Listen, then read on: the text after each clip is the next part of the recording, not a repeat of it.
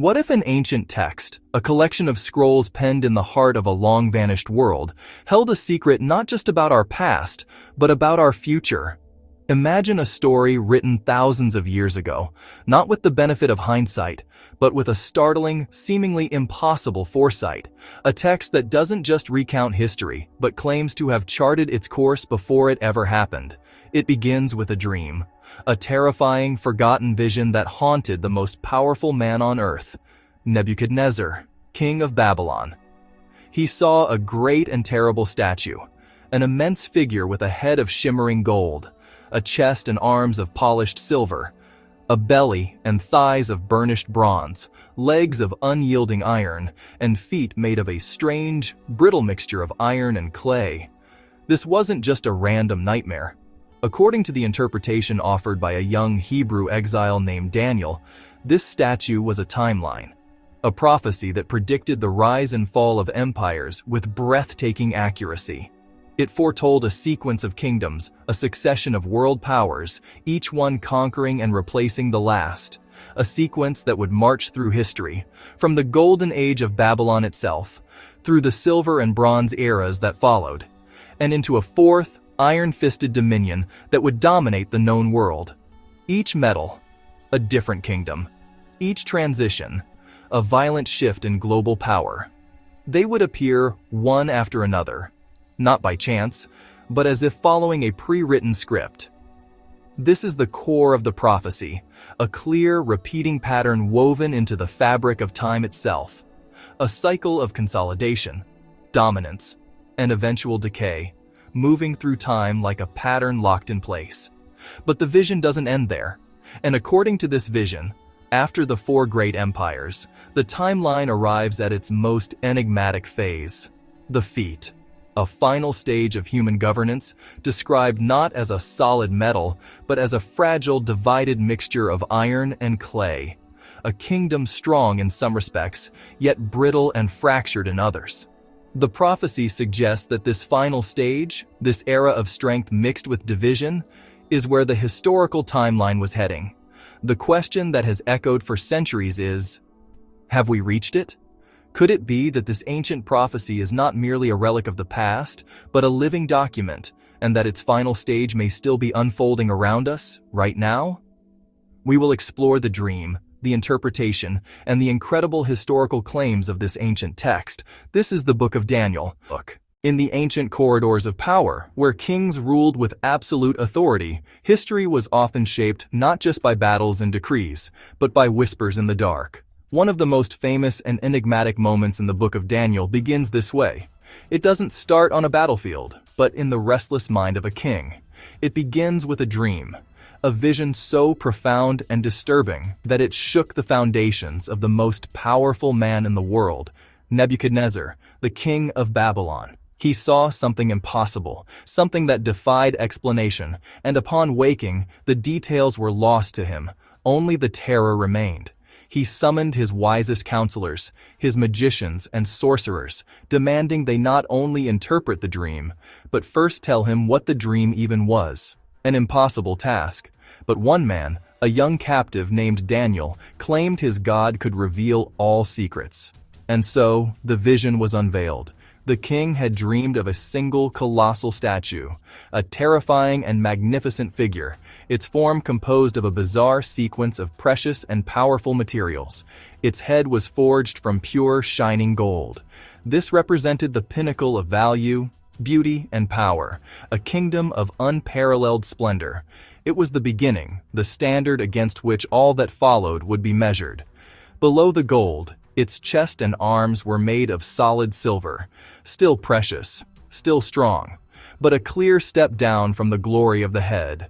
A new power, impressive in its own right, yet somehow inferior to the one that came before it. Then, its belly and thighs were cast in bronze, a utilitarian metal known for its use in armor and warfare. It symbolized an empire of immense conquest and dominion, harder and more resilient than what had preceded it, yet less noble. The progression continued downward to its legs, which were forged from iron. Here was brute strength, the power to crush and shatter all opposition. This kingdom would be defined by its unbending, ruthless force, a stark contrast to the majesty of the golden head. And finally, its feet. Here the pattern took a strange and fatal turn. They were a fragile mixture of iron and clay. The strength of iron was still present, but it was compromised, blended with the weakness of baked earth. A divided, brittle foundation, incapable of truly holding together. Strength and fragility, power and vulnerability, all mixed into one. The dream was mysterious, a puzzle of metallurgy and anatomy. But Daniel claimed it was no mere fantasy. He declared it represented something incredible, a prophetic blueprint for the future. Each material, he explained, symbolized a great world power. The dream was a map of history, foretelling a specific and unchangeable pattern through time. It revealed a sequence of kingdoms, one rising to dominance only to be conquered and replaced by the next, each one playing its part in a grand unfolding saga of humanity, rising and falling through history. Each part of the statue, from its gleaming head to its fragile feet, represents a different empire.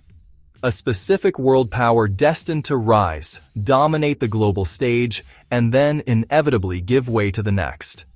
The sequence begins with the head of pure gold. This is widely understood to be the Babylonian Empire, a kingdom renowned for its immense wealth, architectural marvels, and absolute authority. Gold, the most precious of metals, perfectly captures the unparalleled splendor of Babylon under Nebuchadnezzar, the very king who received this vision. It was the undisputed center of the world, a golden kingdom in a golden age. But its dominance was not to last. The vision continues with the statue's chest and arms of silver. This represents the kingdom that followed, the Medo-Persian Empire. While vast and powerful, it was considered inferior to Babylon, just as silver is less valuable than gold. The two arms of the statue are often seen as a symbol of the dual nature of this empire, a union of the Medes and the Persians, working together to conquer and rule. One kingdom after another. This is a timeline of power, etched into the very fabric of history. Next, the statue's belly and thighs are made of bronze. This points to the third kingdom, Greece, under the command of Alexander the Great.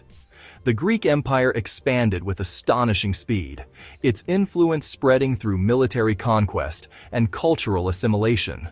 Bronze, a metal used for armor and weapons, signifies the martial strength and relentless advance of the Greek phalanxes that swept across the continent. Following Greece, the vision reveals legs of iron. This fourth kingdom is identified as the Roman Empire. Iron is a metal of brute force, of crushing power and unyielding discipline. It symbolizes Rome's military machine and its ability to break in pieces and subdue all previous kingdoms. The two legs are seen by many as a prophetic nod to the empire's eventual division into two parts, the Western and Eastern Roman empires. The idea isn't random history, but progression, a pattern, a structure moving through time.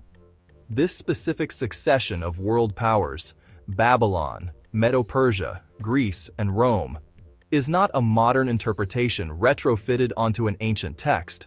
For centuries, scholars and historians have recognized this exact sequence mirrored in the historical record.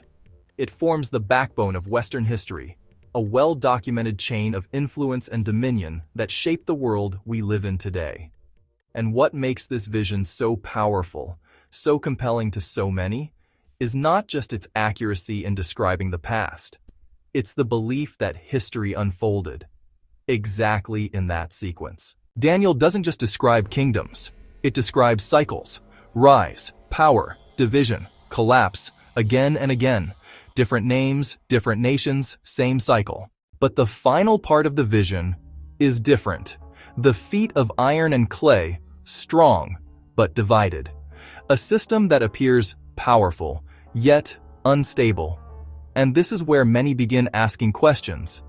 Could this final stage connect to the modern world? Because today, the world feels connected, yet divided. Stronger technologically than ever, but fractured socially, politically, spiritually, and whether symbolic or literal, Daniel's vision continues to raise a question. Are patterns repeating again? So maybe the real question isn't, did Daniel predict kingdoms? But where are we? Because if history follows patterns, then understanding the past may reveal more about the future than we realize. If you followed this series, you've seen the pieces connect, the timeline, the knowledge, the conflict, and Daniel may reveal where it's all leading. Subscribe, because the next video goes even deeper.